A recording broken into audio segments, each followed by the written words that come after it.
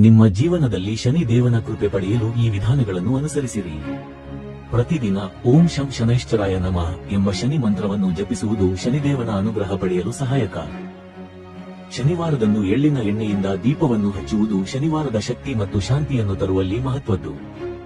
ಶನಿ ದೇವಾಲಯಕ್ಕೆ ಭೇಟಿ ನೀಡುವುದು ಅಥವಾ ಶನಿ ಮೂರ್ತಿಗೆ ಪ್ರಾರ್ಥನೆ ಸಲ್ಲಿಸುವುದು ಶನಿದೇವನ ಕೃಪೆಗೆ ಪಾತ್ರವಾಗಲು ಸಹಕಾರಿ.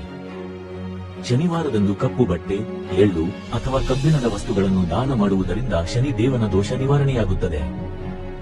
ಶನಿ ದೇವನ ಕೃಪೆಗೆ ಹನುಮಾನ್ ದೇವರನ್ನು ಪೂಜಿಸಿ ಹನುಮಾನ್ ಚಾಲೀಸಾ ಪಠಿಸುವುದು ಶ್ರೇಷ್ಠವಾದ ಕ್ರಮವಾಗಿದೆ.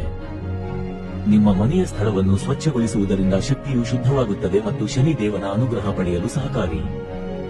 ಪ್ರತಿಯೊಬ್ಬ ಶನಿವಾರ ಧ್ಯಾನ ಮಾಡುವ ಮೂಲಕ ಶನಿದೇವನ ಶಾಂತಿಪೂರ್ಣ ಕೃಪೆ ಲಭಿಸಬಹುದು. ಈ ವಿಧಾನಗಳನ್ನು ಅನುಸರಿಸಿ ಶನಿ ದೇವನ ಆಶೀರ್ವಾದ ಪಡೆಯಿರಿ.